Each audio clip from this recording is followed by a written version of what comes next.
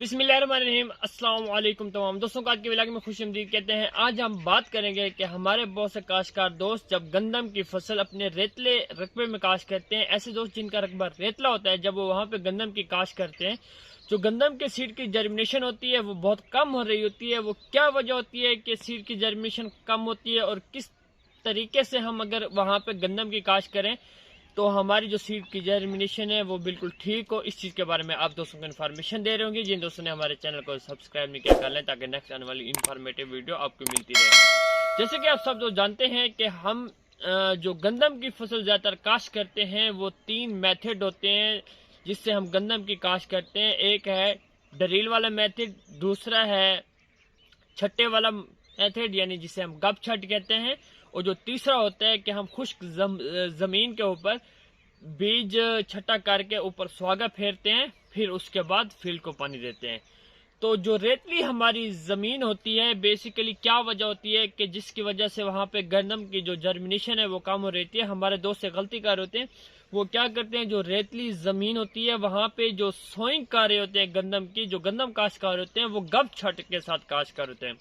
جب آپ ریتلے رقبے پہ گپ چھٹ سے کاشت کریں گے تو گندم کی جو جرمینیشن ہے وہ کم ہو رہی ہے۔ اس کی کیا وجہ ہے؟ کیونکہ جب آپ گپ چھٹ سے گندم کی سوئنگ کرتے ہیں تو جب پانی دینے کے بعد آپ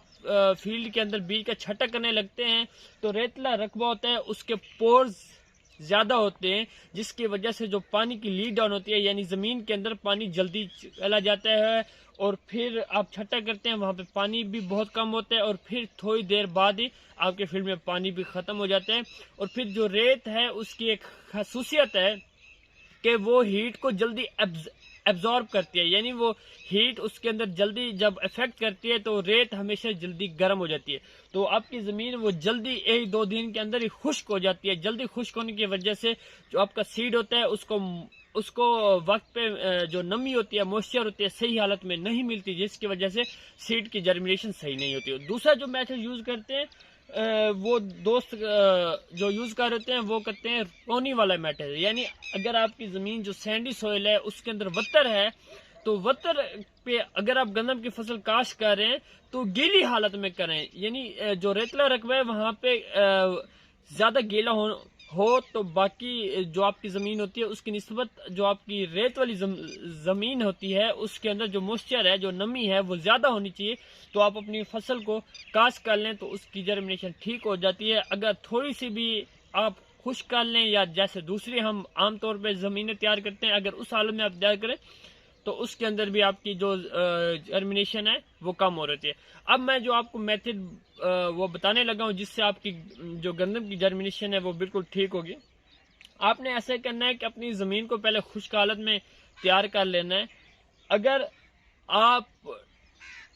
ڈرل آپ کے پاس ہے کے ساتھ سوئنگ کر لیں، اس کے بعد پانی دے دیں۔ اگر آپ کے پاس نہیں ہے، آپ چھٹا کرنا چاہتے ہیں تو خشک زمین تیار کرنے کے بعد آپ گندم کے بیج کا چھٹا کرنے کے بعد اس کے اوپر ہلکا ہلکا سواگا پھیر لیں۔ ہلکا ہلکا سواگا پھیرنے سے یہ ہوگا کہ تھوڑی تھوڑی جو مٹی ہے وہ 1-2 سینٹی میٹر وہ آپ کے بیج کے اوپر آئے گے۔ جب آپ پھر اپنے فیلڈ کو پانی دیں گے تو وہ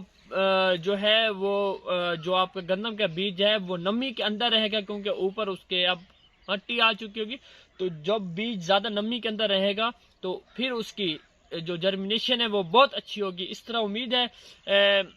کہ اگر آپ ہمارے بتائے ہوئے اس پہ عمل کریں گے تو جو سینڈی سوئل ہیں یعنی جو ریتلے رقبے ہیں اس کے اندر بھی آپ کی گندم کی جرمینیشن بالکل ٹھیک ہوگی۔ اگر آپ کو ہماری ویڈیو اچھی لگی ہے تو شیئر لازمی کیجیے گا۔ والسلام۔